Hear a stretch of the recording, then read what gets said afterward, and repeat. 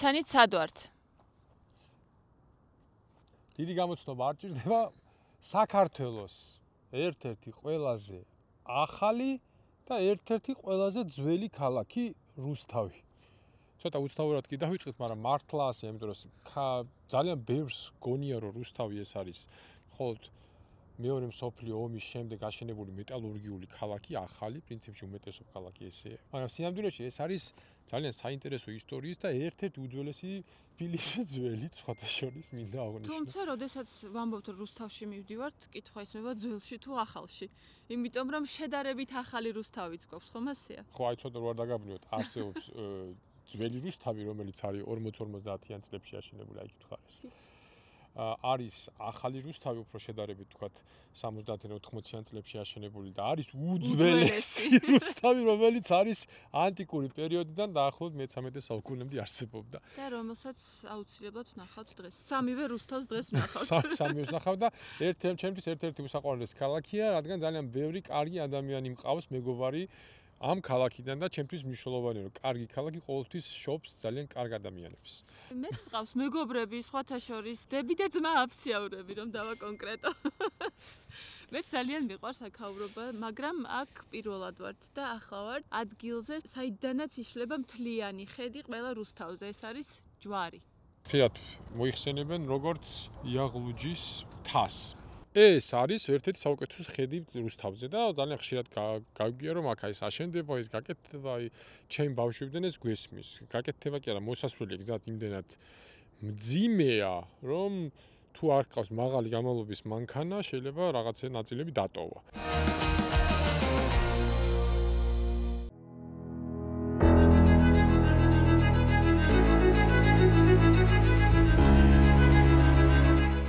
მოვედით რუსთავის ცენტრალურ პარკში, სადაც გასეირნება ძალიან სასიამოვნო აღმოჩნდა.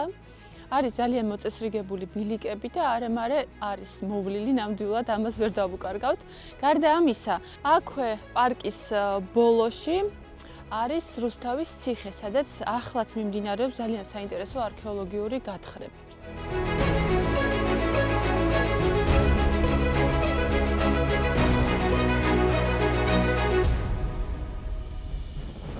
ახლა ამ წუთში რა პროცესი მიდის, უფრო ზედ რა ფენებში ხართ ჩასული და ვთქვათ ეს არის ბრინჯაოს, ვთქვათ თუ უფრო შუა საუკუნეებში. კი, ჩვენ ახლა ვთხრით შუა საუკუნეების სასახლეს, სულ გვაქვს 7 ოთახი, ამ შემთხვევაში ჩვენ ვთხრით მე-6 ოთახს და ეს იყო დაახლოებით როგორც ვიცით, იყო ორსართულიანი სასახლის ტერიტორია. მეორე სართული უკვე აღებული იყო და დავიწყეთ აი ხედავთ ამ ტერიტორიიდან აღება. და ეხლა ჩავდივართ იატაკის დონეზე, გვინდა, სადაც იყო პირველი სართული უშუალოდ. აი ახლა რაც ხდება, აი ეს არის უკვე დაახლოებით იატაკის დონე. კი, ეს ჯერჯერობით არა, დაახლოებით აი რო წარმოიდგინოთ შუაში ვართ რა. ნახეთ აი დამწვარი ძელები, რომელიც იყო სავარაუდოდ მეორე სართულის იატაკს, ეს ანუ პირველი სართულის გადახურვა და ჩაქცეული არის შიგნით.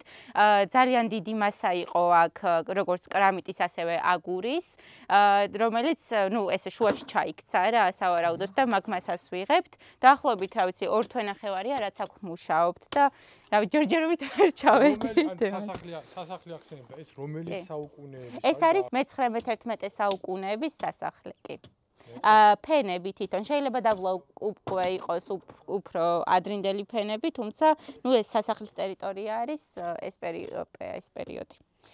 ძალიან დიდი მადლობა. რამე საინტერესო აღმოჩენებიც გქონდა, კი, ძალიან საინტერესო აღმოჩენა გქონდა ის, რომ ვიპოვეთ ჩვენ რკინის მუზარადი, რომელიც იყო ჩრდილოეთ მხარეს, თუმცა და შემდეგ უკვე ვიპოვეთ რკინის აბჯარი, რომელიც იყო დაახლოებით აი აქ აღმოჩენილი და ეხლა ჩვენი რესტავრატორი წმინდავს. ეს ორი აღმოჩენა გვაქვს ესეთი. ასევე იყო 2 ადამიანის სხეული, ერთი იყო ბავშვი და მეორე ნუ რამდენიმე ფრაგმენტი არის მოზარდი ადამიანის, უკვე თითის ფალანგები. თუმცა ნუ არ ვიცი, ნახოთ რა დაბლა რო ჩავალ კიდე რა იქნება. ეს სასახლე დაინგრა, ალბათ მერე დამარხული. მსგავს თუ მანამდე რამე მოხდა? სავარაუდოდ შიგნით არიან ჩაყოლილები, აქ არის დიდი ხანძრის კვალი არის და ეს სასახლე კი აიეტყობა კიდეც და სასახლე რო უკვე დაიწვა და განმკვეთრა სავარაუდოდ მაგ პერიოდის უნდა იყოს. ანუ აქ იყო სასახლე 19 საუკუნე და შემდეგ რაღაც მოხდა ხანძა ნახე როგორ ეთქობა ხანძრის კვალი ნახე. კი. და ხო, ძალიან კარგი პომპეის ისტორიას გავს. როგორ ფიქრობთ, აი აქ ხო სასახლე თვითონ რუსთავზე.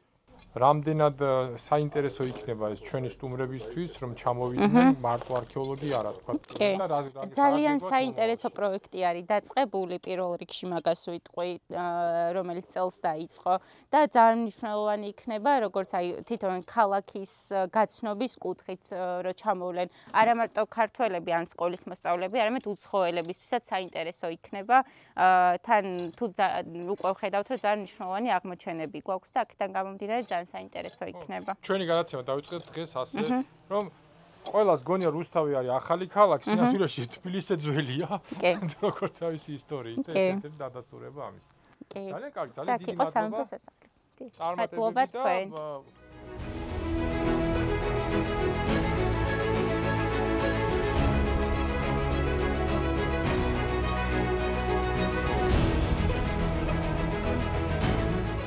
როგორც გადაცემის დასაწყისში აღვნიშნეთ, რუსთავი თითქოს ახალი ქალაქია, მაგრამ სინამდვილეში ის ძალიან ძველია.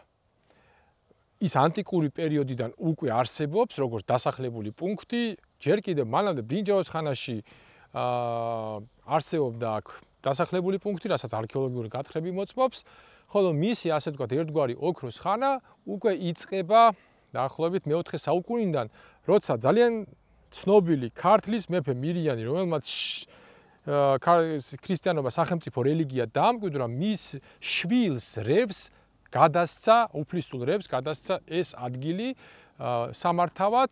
რევი რადგან არის უფლისწული, ერთ-ერთი ვერსია ქალაქის ახალი წარმოშობისა სწორედ აქედან მომდინარეობს. ბოსტან ქალაქი ან ვოსტან ქალაქი. ბოსტან ქალაქი მოდიფიცირებულია უფრო ქართულ ენაზე, რადგან ხშირად გავიგონებთ რა ცოტა არასწორ ვერსიას, რომ თითქოს აქ ბოსტნები იყო, რითაც ამარაგებდნენ თბილის. კი ბატონო, ბოსტანიც იყო ვენახიც და ხეხილის ბაღიც, მაგრამ ამიტომ არ ქვია ქალაქს. ვოსტან სპარსულად ნიშნავს უფლისწულს, ანუ უფლისწულის ქალაქი, უფლისწულის ადგილი. და თუ გავითვალისწინებთ იმას, რომ მაშინ ქართლში ძალიან დიდია ირანის გავლენა და მით უმეტეს თუ გავითვალისწინებთ იმას, რომ მირიან მეფე არის ხოსროვიდი და ძალიან ცნობილი ფაქტი გახლავთ ეს, აქედან გამომდინარე ძალიან ლოგიკურია, რომ ვოსტან ქალაქი შემდეგ გახდა ბოსტან ქალაქი, ხოლო მისმა შვილმა, რევის შვილი თრდატმა, რომელიც შემდეგ ხდება ქართლის მეფე, აქ ხედან გაიყვანა რო არის არხი, რომელიც რწყავდა თითქმის ქვემო ქართლს მთლიანად. დღესაც აი ზუსტად იმართება ეს არხი, დღესაც არსებობს ეს ნაგებობები ალაგ-ალაგ შემორჩენილია. ყარაიაც ველამდე ეს არის ფაქტობრივად აზერბაიჯანის ტერიტორიამდე და რუს სათავე, ანუ რუს თავი. აი სწორედ აქედან მოდის სახელი რუსთავი, ასე რომ ეს ქალაქი არც ისე ახალია, პირიქით ის არის თბილისზე ძველიც კი. ერთი პატარა ამბავი გამომრჩა სალომე უჯარმელზე. სალომე უჯარმელი ბევრს გაგიგიათ. ითვლება, რომ სწორედ მისი წყალობით გახდა ცნობილი წმინდა ნინოს ისტორია. სალომე იყო რევის მეუღლე, ანუ უფლისწულ თრდატის შობელი და სალომე უჯარმელსაც უკავშირდება ეს ამბავი. კიდევ ერთი ამბავი, რომელიც არის რუსთავზე, არის რომ ეს იყო კუხეთის საერისთავოს ცენტრი და კუხეთი არის თუ გახსოვთ ქართლოსმა, რომელიც იყო ქართლის დამაარსებელი, მას ყავდა შვილები, როგორიც იყო მცხეთოსი, კახოსი, კუხოსი, გარდაბოსი, გაჩინოსი და ასე შემდეგ. აი ესეთი უფრო მითიური პერსონაჟები გახლავან. მაგრამ კუხოს გადასცა მისმა დედამ, ანუ ქართლოსის ცოლზე ლაპარაკი, რომელიც სახელი სამწუხაროდ არ ვიცით და ეს ადგილი მოიცავდა არაგვისა და მტკვრის მარცხენა სანაპიროს, ფაქტურად ჟინვალიდან დღევანდელი აზერბაიჯანის საზღვრამდე. ეს იყო კუხეთი და ხშირად ანუ იქითა კახეთი იწყებოდა ივრის ზეგნიდან, კახეთის ქედიდან აღმოსავლეთით. შემდეგ უკვე რა თქმა უნდა კუხეთი აღარ არსებობს, გაერთიანდა კახეთი და კუხეთი, ანუ რუსთავი იყო კუხეთის ერთ-ერთი ცნობილი ცენტრი. შუა საუკუნეებში ქალაქი ხდება ძალიან დიდი იზრდება, სხვადასხვა ვერსიით არ ვიცი ეს ცოტა რთულად დასაჯერებელია, მაგრამ არსებობს მონაცემები, რომ თითქოს აქ 20,000 კაცამდე ცხოვრობდა. თბილისის საამირო დროს რუსთავს ყავდა თავისი ამირა და თუ ნახავთ ტერიტორია იმდენად დიდია, რომ მართლაც ეს შესაძლებელია, რომ საკმაოდ დიდი ქალაქი იყო და ის იყო თბილისამდე სავაჭრო გზების მთავარი გამონაწილებელი. ანუ ბარდავიდან აქ მოდიოდა სავაჭრო გზა, რომელიც მიდოდა თბილისიდან და შემდეგ მიემართებოდა დასავლეთიდან ჩრდილოეთით და აქვე შემოდიოდა ჯავახეთიდან, მესხეთ ჯავახეთიდან შემომავალი სავაჭრო გზა. მოკლედ რუსთავი რამდენიმე ეტაპად საკმაოდ განვითარდა, აქ ხდება მე-4-მე-5 საუკუნეების, მე-10 საუკუნეების, მაგრამ მე-13 საუკუნეში ქალაქი განადგურდა 1265 წელს. ის გაანადგურა მონღოლთა შემოსევამ, კერძოდ ბათუ-ყაენის შემოსევამ და მას მერე ქალაქი აღარ არსებობს და არსებობს მხოლოდ დასახლებული მცირე სოფლის სახით და მის ხელახლა სიცოცხლე სული შთაბერეს 40-იან წლებში. მუზარადი არის ტიპიური აღმოსავლეთ ევროპაში გავრცელებული მუზარადი, 4 ნაწილისგან შედგება.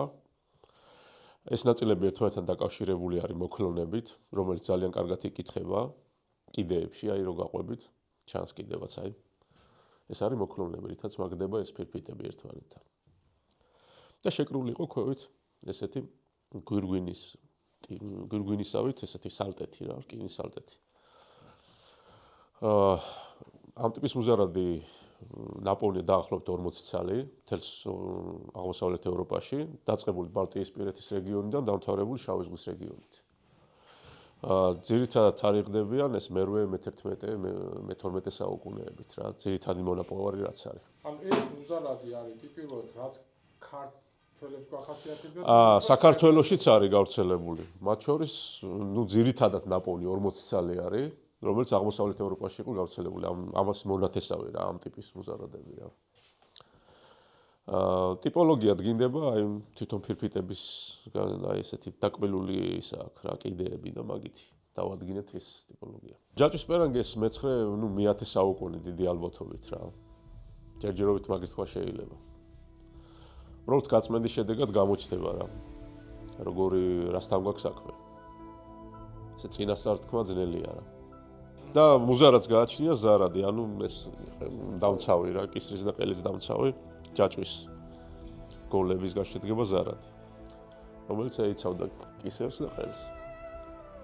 ჩანს კიდევაც, ხედავთ აი გვირგვინზე გოლებია, რომელთაც ეს ზარადი მაგდებოდა, უბრალოდ ეს დაკეცილი ერთად და ისე არ შეწევებული ერთად. ეს ტემპერატურა, წნევა გარკვეული და მოხდა ესეთი ფორმით ჩვენამდე მოაღწია რა.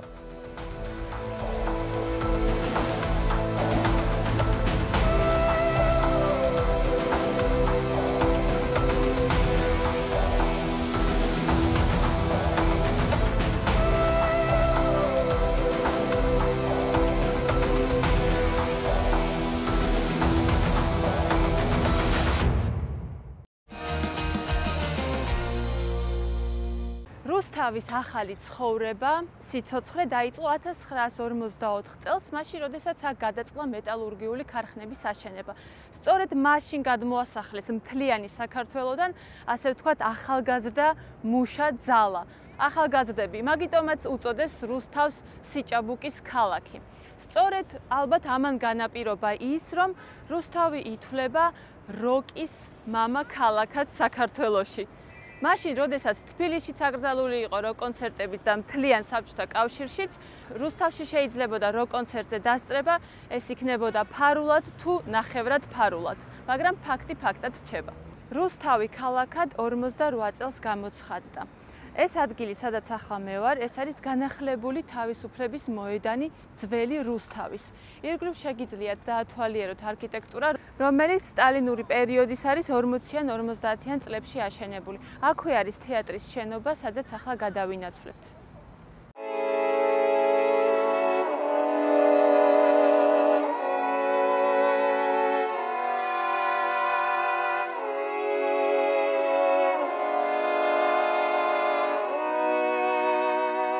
რუსთავი ძალიან სწრაფად გაიზარდა როგორც ქალაქი, რა თქმა უნდა, ამაში მთავარი როლი შეასრულა, რომ აქ იყო მეტალურგიული ქარხანა და შემდგომში უკვე სხვადასხვა მიმართულების, განსაკუთრებით ქიმიური მიმართულების ქარხნები აშენდა, რამაც გამოიწვია ძალიან ბევრი ადამიანის აქ დასახლება, მაგრამ ამავდროულად იქიდან გამომდინარე, რუსთავი იყო ახალგაზრდული ქალაქი, ძალიან სწრაფად ვითარდება კულტურა და ერთ-ერთი ყველაზე საუკეთესო და ცნობილი თეატრი საქართველოში არის სწორედ რუსთავის თეატრი.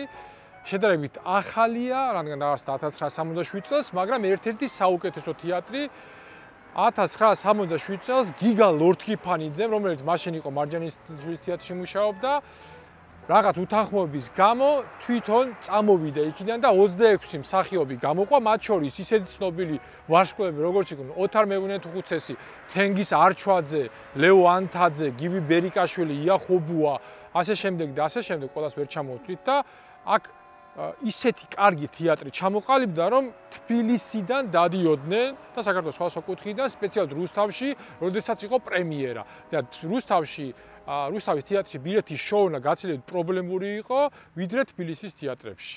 აქედან გამომდინარე, ამ თეატრმა დიდი ბიძგი მისცა ქალაქის კულტურულ განვითარებას და ზოგადად ერთ-ერთი მაღალ განვითარებული კულტურული ხალხი ცხოვრობს ამ ქალაქში, იმედი სხვა ქალაქებს არ ეწყინებათ, მიუხედავად იმისა, რომ არსებობს სტერეოტიპი, რომ აქ იყო ძირითადად მეტალურგიული მუშათა ქალაქი. სინამდვილეში სრულად სხვანაირად იყო.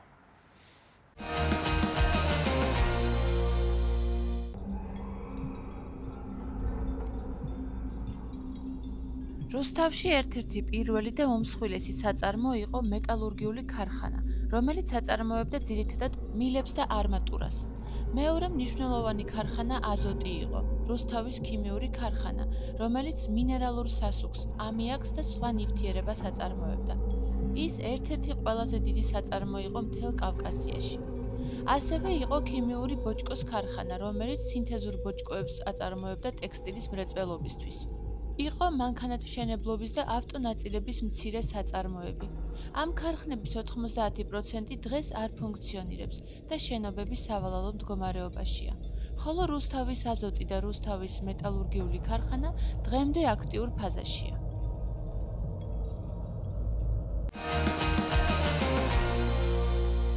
– 1954 წელს, როდესაც რუსთავში დაიწყო მეტალურგიული ქარხნების მშენებლობა, ძალიან დიდი როლი ითამაშეს გერმანელმა ტყვეებმა.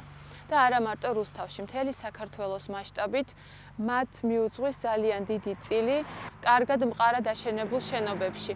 აქ მოგვასწავლეს ამ პატარა სასაფლაოს, სადაც განისვენებენ გერმანელი სამხედრო ტყვეები. ზუსტი რაოდენობა უცნობია და მხოლოდ ერთი გვარი ფიგურირებს, ალბათ ვისი ამოცნობაც შეძლეს, ეს არის კოხი.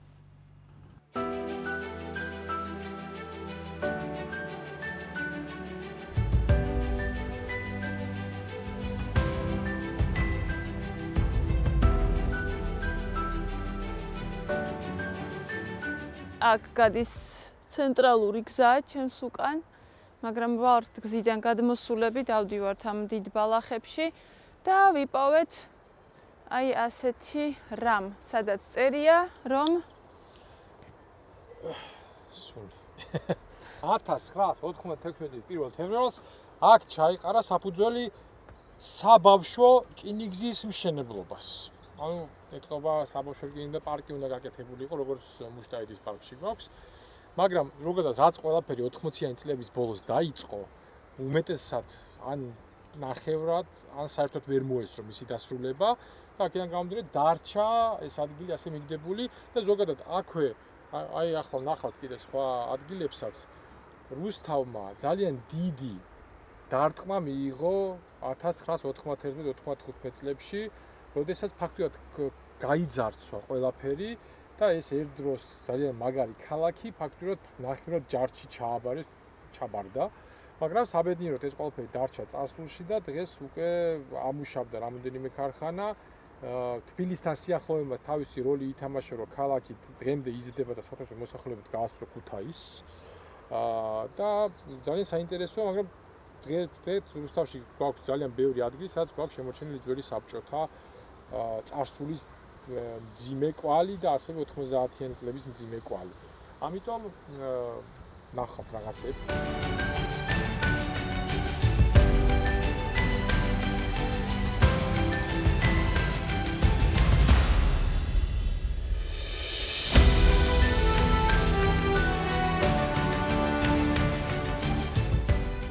ეს იყო იმ საბავშვო რკინიგზის ნაწილი, რომელიც სამწუხაროდ არ დასრულდა.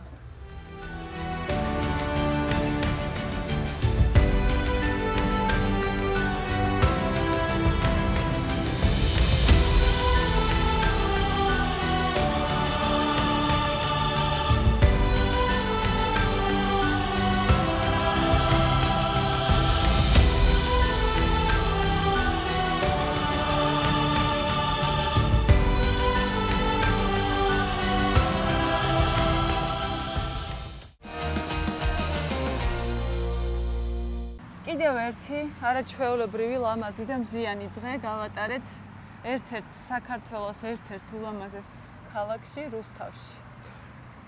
ძალიან კარგი სიტყვები თქვი ახლა შენ, რადგან ძალიან ბევრ ადამიანს, რომელიც დამყოფიც კი არ არის რუსთავში, შეიძლება კონდეს რაღაც ის წარმოდგენა, რომ აი მხოლოდ ასოცირდება კიდევ ერთ მეტალურგიასთან და თქვა 90-იანებთან და ასე შემდეგ. რა თქმა უნდა, ეს ყველაფერი ქალაქმა გამოიარა და კიდევ ერთხელ არის აქ ისეთი რაღაცები, ვისაც ღირს ჩამოსვლა. ნახვა აქ ისტორიაც და ძალიან საინტერესო კონტრასტი ადრეული საბჭოთა, მე გვიანი საბჭოთა და თანამედროვეობის შერწყმა და მოკლედ ისეთი საოცარი ეკლექტიკაა, რომ ნამდვილად დაგაინტერესებთ ყველას. და პირველი, რაც თვალში საცემი არის, ეს არის სიმწვანე. არ აქვს მნიშვნელობა რუსთავის რომელ ნაწილში ხარ, ყველგან პარკია, ყველგან გამწვანება, ყველგან რაღაცნაირი ხალისია.